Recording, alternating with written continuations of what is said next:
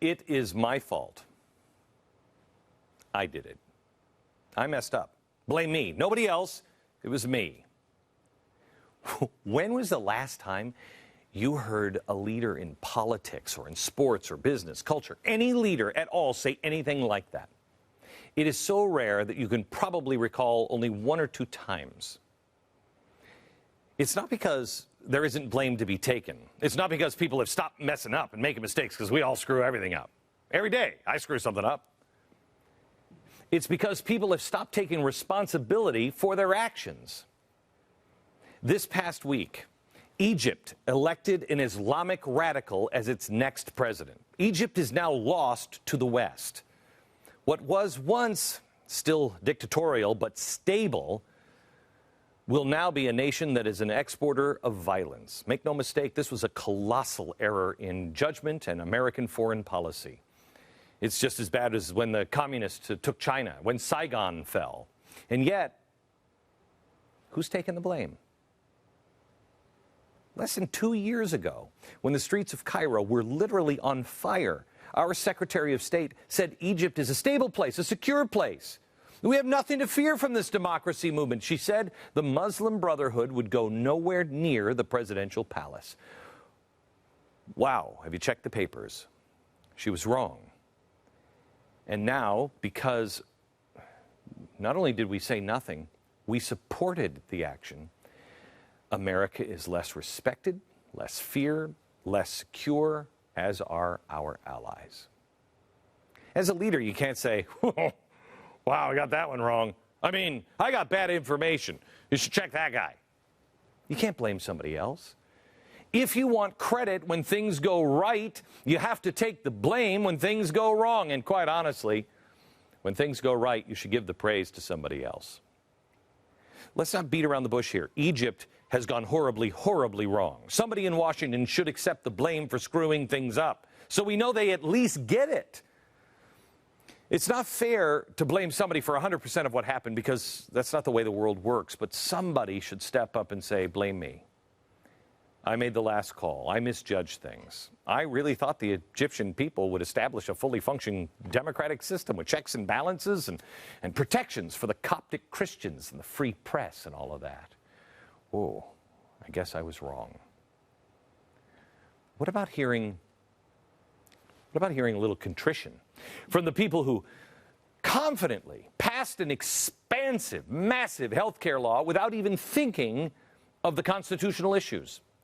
What about a little, oh man, sorry, from the members of Congress and the administration? They dragged this country through a year of partisan bickering and debate. They loaded up the debt, they raised taxes, they ignored the polls, they left our health insurance markets in shambles, and when somebody asked them, is this even constitutional, they just brushed it off. How much money and time are we spending to decide if what they did is even constitutional? Is there any accountability left anywhere? Nah, it's too much to ask now. I mean, they have a nice office and everything. They don't have to pay for it. They're living in the people's house, but they don't have to answer to the people. Should we not expect accountability from our leaders every single day? No, actually, no, we can't. We can't expect any kind of accountability from our leaders until we demand it from ourselves. Take the economy. I think the economic policies of our president, disaster. Don't get me wrong, you may not think so. But really, it's just a variation on a theme. Republican or Democrat, it's the same crap, just one's faster than the other. Most economic policy ideas have the whole thing upside down. As long as we expect Washington to deliver us from economic ruin, all we will get are economic ideas where Washington ends up with more and more power. Washington is like a hammer. The whole world, as far as it's concerned, is a nail that just needs to be hammered over and over and over again. Hammer has to do its work. All Washington knows is political power. That means an economy controlled by more and more politics, lobbyists, and people in the government bureaucracy. That's not how a free market works. A free market says this and means it about the individuals in America. It can be done. They can do it. It can be done. Unfortunately, too many people in Washington are now saying this about them and their power and those in Washington. We can do it. We can get it done. We'll get it done. This is about the people. We all know that opportunity and prosperity starts at home, miles from this room. It starts with hard work, innovation, creativity, savings, investing, long hours, accepting risks, and yes, accepting our own failures. But none of these things depend on Washington, and Washington can't fix what's broken in America. That's why we have to start accepting where responsibility really lies. It lies within each one of us. Each of us. When the housing market burst, everybody wanted to run and blame the bankers, for the loans, for lying about the mortgages, for running up debts and then asking, believe it or not, asking for bailouts from us. It was an outrage. But behind every bad mortgage was somebody who took more than they should have, somebody who lied about their income, somebody who was happy that they didn't have to say if they were even here legally or not, somebody who said, I can flip this house in 6 weeks, I can make cash like that. So yes, blame the bankers. Blame the bailout. Blame the politicians. Blame the borrowers as well. We're all part of it. We're all part of the mess.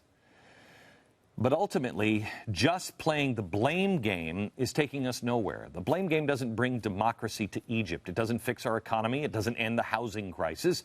It doesn't get anybody a job. We still need solutions. We need ideas. And we're America, the home of big ideas. If we're going to go and move forward, we have to end the blame game. Somebody has to say, it ends here. Somebody has to say, choose me. I'll fix it. I'll do what needs to be done. I don't care who gets the credit, and I'll take the blame. We can't wait for Washington to fix our problems because they'll never do those things. They can't create solutions. They'll create more problems. The speech I wish the president would actually give and actually mean to really help the American people understand is a speech that says, you're going to have to work this out for yourself. I'll take responsibility for the things that I have done, and you have to take responsibility in your own life, because ultimately, it's your life. It's your community. It's your nation. It is your future. Wow, wouldn't that be nice? Past presidents and leaders understood this. When the Bay of Pigs mission failed in Cuba in 1961, President Kennedy went on television and he spoke to the nation, and he took full responsibility. Then there's the Iran hostage crisis, 1979. President Jimmy Carter, nightmare of a president. But he went on TV. He's not my idea of a good president, but he did the honorable thing. He said, it was my decision to attempt the rescue operation. It was my decision to cancel it. The full responsibility is mine. I told you about this the other day. On the eve of D-Day, this letter was written. 1944. General Eisenhower drafted this letter, put it into his pocket. It said the following: the troops, the air, and the Navy, all the bravery, they did all the things they had to do, the devotion to duty that they could. If any blame or fault, attach it to me. It's mine alone. He kept that in his pocket. He was willing to stake his personal reputation, his legacy, all of it, to events way beyond his control, to the execution of thousands of commands, to the heroism of young men he hardly knew or would never even meet. At any stage, any of this could have gone horribly wrong, and many things did go wrong, but the mission went right. That letter never came out of his pocket. All of that followed a reflection that used to sit on Ronald Reagan's desk. It used to sit right here. so everybody could see it, and he could as well. It says this: there's no limit to what a man can do or where he can go if he doesn't mind who gets the credit. It's amazing. It's amazing what we can do if you don't mind who gets the credit. But you know what? It's equally as amazing the things that we can do if people just start to take the blame and responsibility for their own actions. Once that happens, it can be done. Thanks for watching. From the Oval, good night, America.